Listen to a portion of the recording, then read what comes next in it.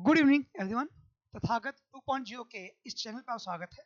आज हम कल ही की सीरीज को आगे बढ़ाते हुए श्री अखिलेश झा सर, जो कि रिटायर्ड आईपीएस फॉर्मर डीआईजी हैं, उनके साथ जो हाल ही में मध्य प्रदेश पुलिस कांस्टेबल की जो नई भर्ती आई है उसके विषय चर्चा करेंगे और उससे जुड़े हुए कुछ महत्वपूर्ण प्रश्नों को सर के सामने रखेंगे।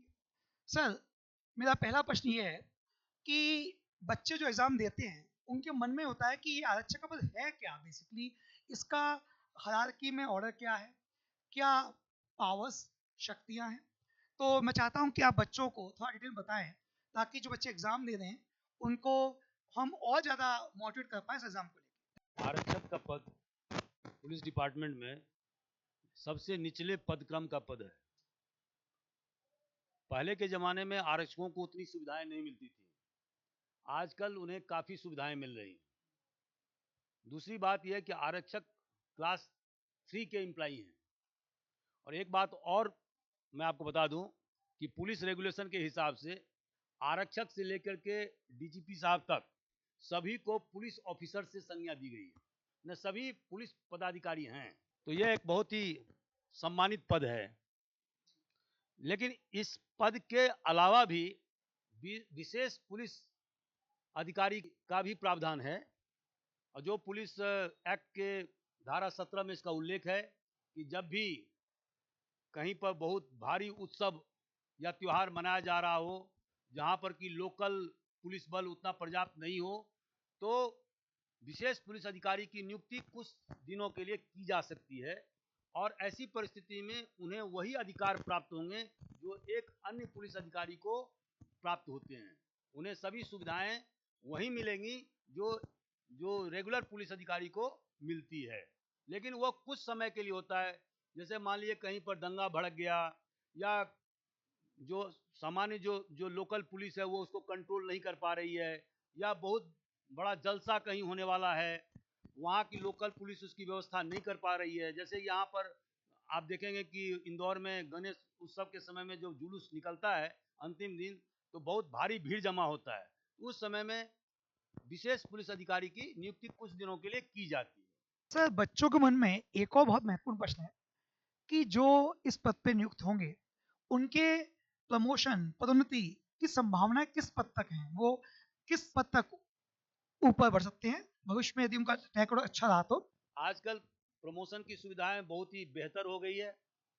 अगर एक आरक्षक नियुक्ति के पश्चात अपने कैरियर को बेदाग रखता है, बेहतर ढंग से अपने कार्यों को संपादन करता है, वरिष्ठ अधिकारियों के आदेश का तत्परतापूर्वक पालन करता है, किसी प्रकार की शिकवा शिकायत नहीं होने देता है, तो वह अपने कैरियर के अंतिम पड़ाव पर इंस्पेक्टर अर्थात निरीक्षक तक जा सकता है। आजकल हम लोग देखते हैं जैसे देश में कई जगह हिंसा घटनाएं बढ़ी हैं, तो बीट कांस्टेबल नामक एक शब्द बार बार आता है कि बीट कांस्टेबल पद्धति भारत में कमजोर हुई है। क्या है बीट कांस्टेबल? क्या यही आरक्षक का ही कुछ कर्तव्य विशेष है कि क्या दायित्व होता है बीट कांस्टेबल का, और किसी स्थानीय इलाके में बीट कांस्टेबल की क्या भूमिका होती है? देखिए विश्वास जी, आप जानते होंगे कि एक जिला पुलिस का जिला होता है, उसके जो ऊपर सबसे जो वरिष्ठ अधिकारी होता है उसको पुलिस अधीक्षक कहते हैं। जहाँ पर कि पुलिस कमिश्नरी सिस्टम होता है, वहाँ पर डीसीपी जो है वो उस एरिया का प्रभारी रहता है। जहाँ तक आरक्षक का ताल्लुक है, तो आप देखेंगे कि प्रत्येक जिला विभिन्न थानों में विभाजित है, और उस थाने का जो मुखिया होता है उसको थाना प्रभारी कहते हैं। वह इंस्पेक्टर रैंक का या सब इंस्पेक्टर रैंक का अधिकारी होता है। और प्रत्येक थाने को अलग अलग बीट में, जैसे देहाती क्षेत्र को बीट में विभाजित करते हैं और शहरी क्षेत्र को मोहल्ले में विभाजित करते हैं। एक बीट में शहरी क्षेत्र में 4, 5, 6 मोहल्ला हो सकते हैं। उसी तरह से एक बीट में देहाती क्षेत्र में 8, 10 गांव हो सकते हैं। वो डिपेंड करता है कि एक थाने में कितने ज़्यादा गांव की संख्या है। और जब बीट बनाया जाता है तो बीट प्रभारी एक हवलदार होता है, प्रधान आरक्षक रैंक का अधिकारी होता है, और उसके मातहत 2 या 3 आरक्षक होते हैं। और इनका काम है कि उस बीट क्षेत्र के जितने भी लोग हैं, कुछ सम्मानित लोग हैं, उनकी भी जानकारी उन्हें होना चाहिए। जो बदमाश किस्म के लोग हैं, उनकी जानकारी होना चाहिए। कौन कौन हिस्ट्री सीटर है, मतलब निगरानी शुदा बदमाश है, उनको किस किस पर विशेष निगाह रखनी है, उनका मूवमेंट देखना है, उनका साथीदारान कौन कौन है, ये सारी जानकारी बीट के आरक्षक और प्रधान आरक्षक रखते हैं। और जब भी कोई वारदात होती है तो बीट के आरक्षक और प्रधान आरक्षक विवेचक को अपनी जानकारी से उनको अवगत कराते हैं और इससे अपराध अनुसंधान में सहूलियत मिलती है। अपराध का पतासाजी आसानी से हो पाता है। सर एक प्रश्न और बच्चों का है कि इस पद के साथ क्या-क्या सुविधाएँ उनको मिलेंगी भविष्य में, उनको उनके परिवार को? जैसे रहने के लिए घर आदि या इंश्योरेंस या मेडिकल सुविधा? थोड़ा इस पे प्रकाश डालें। विश्वास जी, आजकल आरक्षक का वेतनमान बहुत ही बढ़िया हो गया है। अगर किसी उम्मीदवार की तैनाती आरक्षक के पद पर होती है तो उन्हें शुरुआत से ही करीब डीए वगैरह मिला करके 30-32 हजार तनख्वाह मिलना शुरू हो जाता है।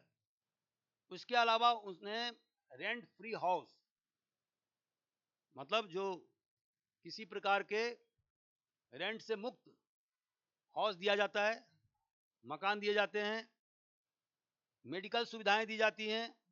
इसके अलावा पुलिस डिपार्टमेंट में नॉन गजेटेड अफसर तक और राजपत्रित अधिकारी तक, जिसमें कि इंस्पेक्टर, सब इंस्पेक्टर से लेकर के आरक्षक तक आते हैं, उन्हें 15 दिन का विशेष अवकाश मिलता है जो दूसरे डिपार्टमेंट में नहीं मिलता है।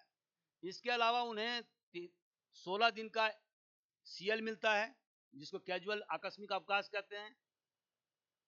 इसके अलावा उन्हें स्पेशल डिजेबिलिटी अलाउंस मिलता है। अगर मान लीजिए कर्तव्य के दौरान कोई आरक्षक, प्रधान आरक्षक या कोई पुलिसकर्मी जख्मी हो गया है तो जब तक वो मेडिकली दुरुस्त नहीं हो जाएगा तब तक उसको लगातार तनख्वाह मिलते रहेंगे, उनके तनख्वाह में कोई कटौती नहीं की जाएगी। ये सुविधाएं हैं। इसके अलावा अगर कोई महिला पुलिस को प्रसव के दौरान उन्हें 6 महीना का मैटरनिटी लीव मिलता है। इसके अतिरिक्त पुरुष को भी पितृत्व अवकाश मिलता है, पैटर्निटी लीव उसको बोलते हैं, जब जो जिसकी म्याद 15 दिन की होती है। इसके अतिरिक्त जब तक बच्चा 18 साल का नहीं हो जाए, महिला पुलिसकर्मी को 2 साल तक के लिए चाइल्ड केयर लीव का प्रावधान है, जिसको कि वो टुकड़ों टुकड़ों में ले सकती हैं। तो ये सारी बहुत सारी सुविधाएं आजकल पुलिस डिपार्टमेंट में दी जा रही है। तो एक और चीज़ थी अभी तक जो हमने बात करी वो सब अच्छी-अच्छी बात करी।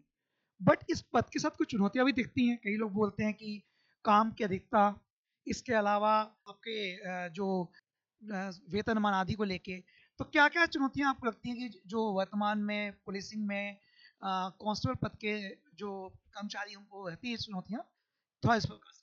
अच्छा, मैंने जो सुविधाओं के बारे में बताया आपको, उसमें एक और सुविधा है अनुकंपा नियुक्ति। अगर मान लीजिए कि कर्तव्य के दौरान किसी पुलिस अधिकारी की सेवा में रहते हुए मौत हो गई है तो उनकी पत्नी को या उनके बच्चे जो 18 साल से ऊपर के हैं उनको अनुकंपा नियुक्ति का प्रावधान है।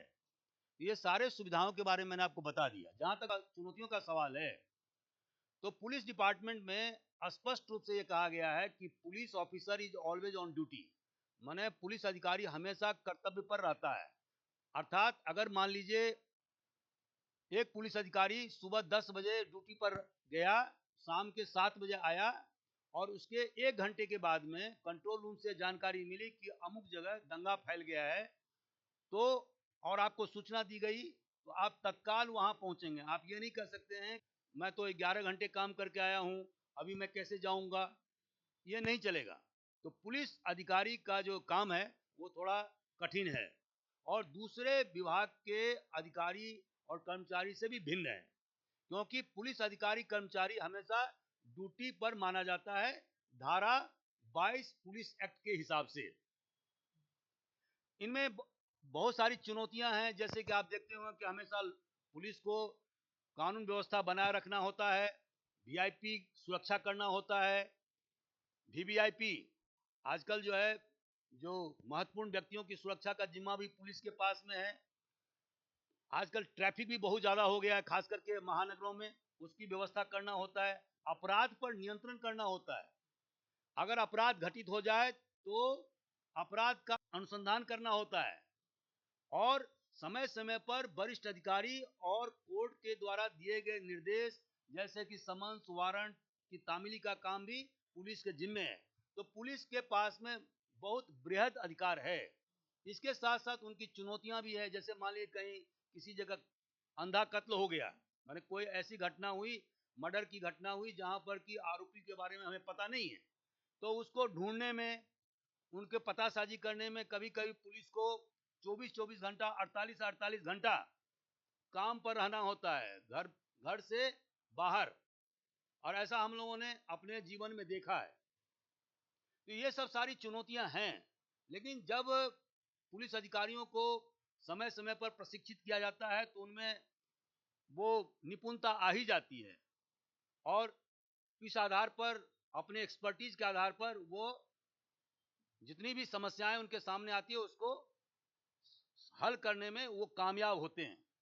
सर, कई बार सुप्रीम कोर्ट जजमेंट में और कई जगह हमने देखा कि ये कहा गया कि समाज में पुलिस की छवि को बदलने में कांस्टेबल की भी उतनी भूमिका है जितनी कि वरिष्ठ अधिकारियों की। ऐसा कई लोग बोलते भी हैं।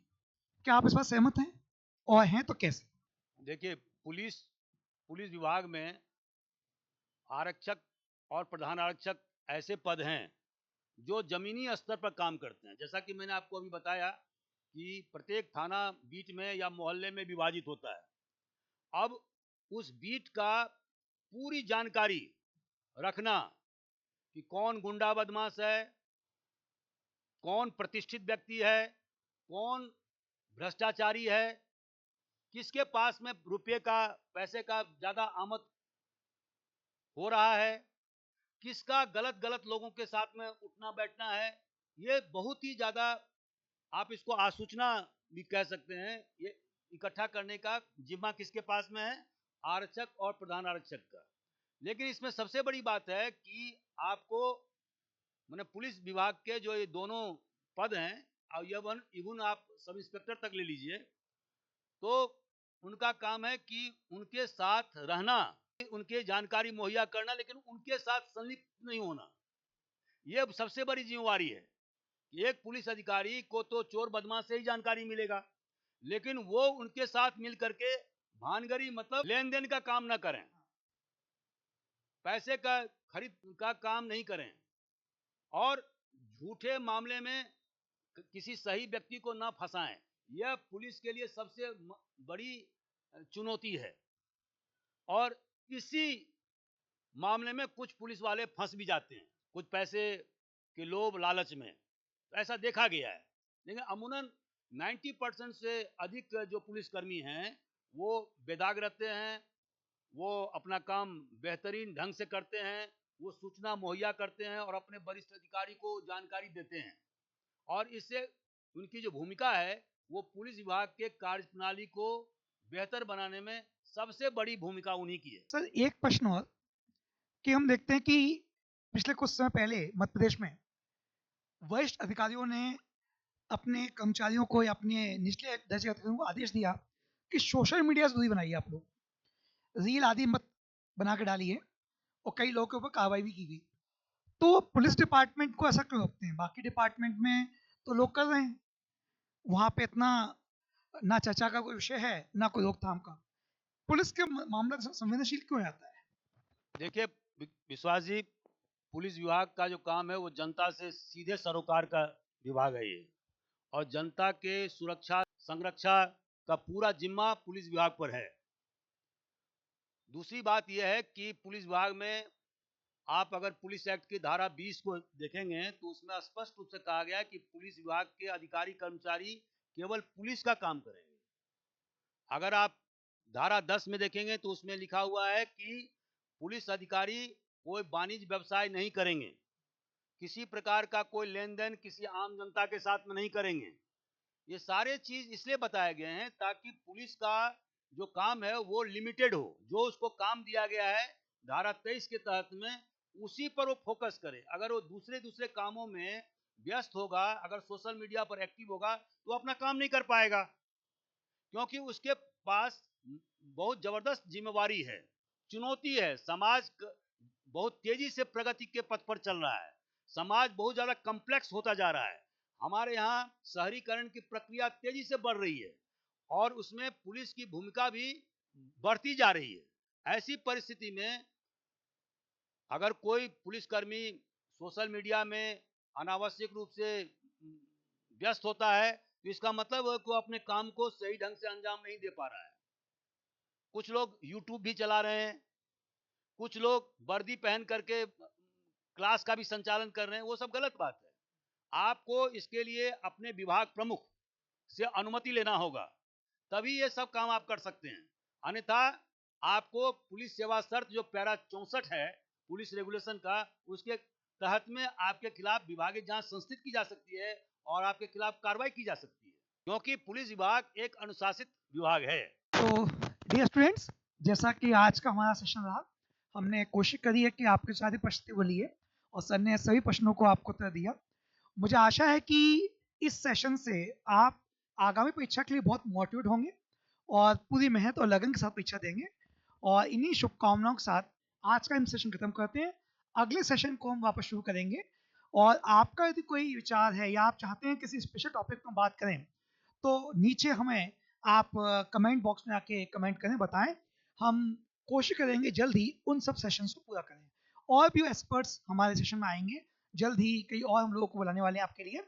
आशा है कि ये सेशन आपके लिए बहुत फायदेमंद होगा। धन्यवाद।